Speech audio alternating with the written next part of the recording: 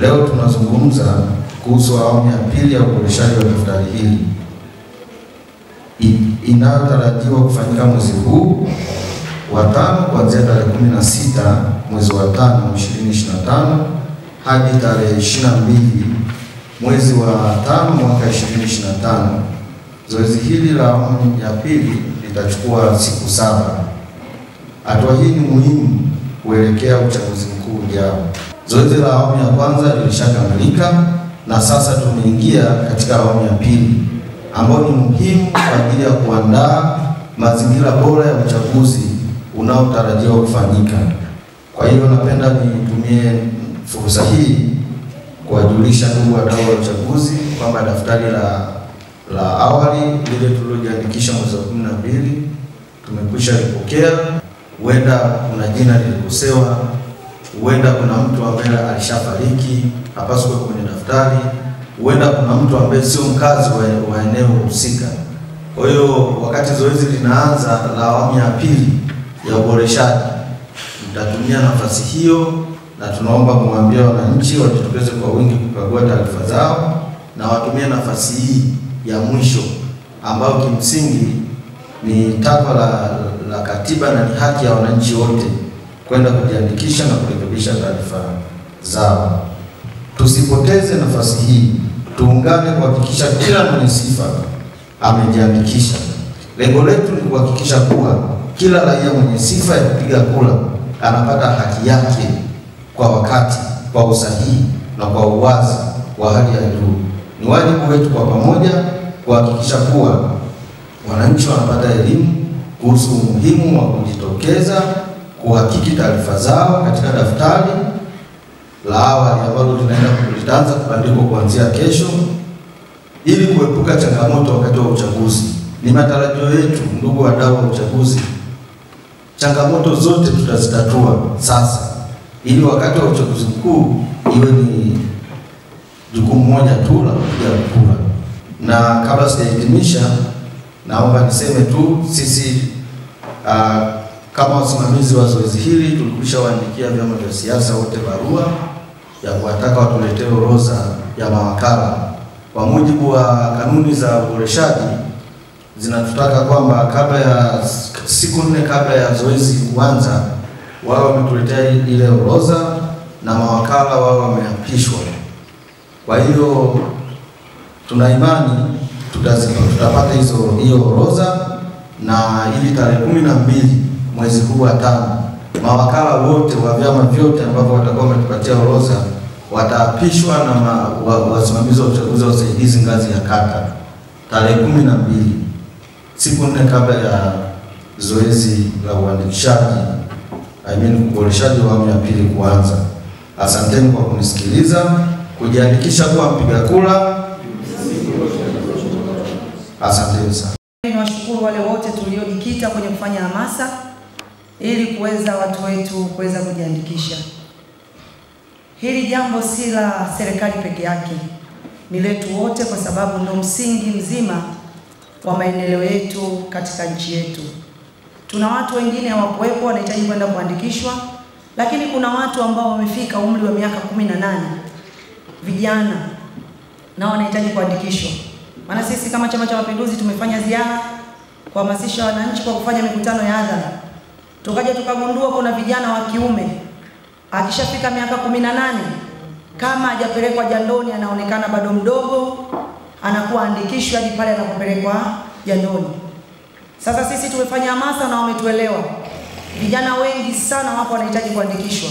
Twende tukahamasishe watu wapate haki ya msingi ya kujiandikisha na kuchagua kiongozi ambaye atakuja kuwaletea maendeleo kwa kuamini kila mmoja atakuwa na haki ya kuchagua na kuchaguliwa.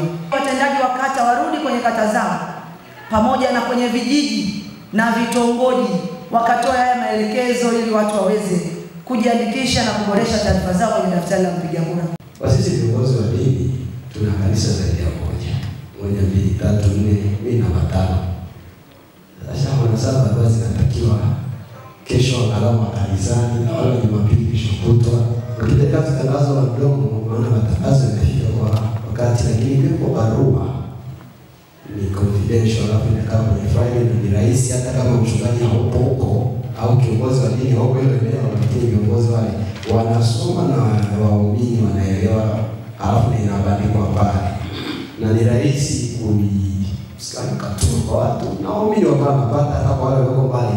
Kwa kifupi ni rahisi kuipeleka, lakini nilikuwa na shauri pia kwa upande wa vituo vingine na maeneo ambayo kuna mashule, kama kuna tatizo zinaweza kufanyika kwenye mashule, wanafunzi sasa wako wengi kwenye mashule, hata vyuoni ikafunguliwa kituo katika maeneo ya mashule, nadhani inaweza ikachukua sehemu kubwa ya wanafunzi, maana wengi wanatoka pia baadhi ya maeneo, lakini nadhani tunaweza tukapata pia watu wengi katika maeneo haya. Mwisho tu nilitaka kama nipongeze hatua ile ya kwanza ilifanyika kwa bidii na inaonekana kazi inafanyika kwa sehemu kubwa, na tunapongeza na jitihada zinazofanyika na serikali yetu. Tunachangia namna gani tuhamasishe raia wa Tanzania, kila alizaliwa wa Tanzania mwenye umri wa kupiga kura na ni haki yake kuchagua kiongozi wake. Hiyo ni moja, kuhamasisha watu wetu makanisani na mahali pengine popote pale wakajiandikishe kwenye daftari la kupiga kura kwa ajili ya kuchagua viongozi wetu watakaotuongoza. Kwa hiyo hapa tunapeana mbinu ya sasa hivi tunachotaka kwenye kikao hiki, namna gani tuwalete watu wetu wengi iwezekanavyo kujiandikisha kwenye daftari la kupiga kura. Sina ndugu zangu, wenda watu hawajui kwa nini tunaishi, kwa nini tunaishi duniani na tunaishije. Sasa hiyo yote inakuja kuangukia kwenye elimu ya uraia, na hiyo ndio kazi yetu kubwa sisi kama watu ambao tumeitwa hapa kuhamasisha watu kwa elimu ya uraia, kupenda uraia wao, kujua kwa nini wapo hapo walipo na namna gani wafanye paboreke ili waishi maisha atakayopewa na Mwenyezi Mungu. Sisi tunasema miaka 70 kwa wale wenye nguvu, wale wenye bahati 80, wale wenye walipendwa na Mwenyezi Mungu. Sasa tukitoa hiyo elimu vizuri, ikienda vizuri, tukijua kwamba watu tunahitaji tuishi hapo tulipo kwa furaha na kwa amani, na inahitaji tupate watu wa kutuongoza, na watu wa kujiongoza, wa kutuongoza hawaji vivi, hawatoki mbinguni, ni watu ambao tunaishi nao hapa, na watu hao ili tuwapate inabidi tuwapigie kura kwa upendo. Sasa hiyo elimu pia, ndugu zangu, ni waombe wachungaji, mashehe, ni elimu ya kawaida kabisa, lazima tuitoe kwa watu wetu, na wajifunze pia madhaifu yatakayotokeza katika kuishi ile maisha yake kama atapata kiongozi mzuri.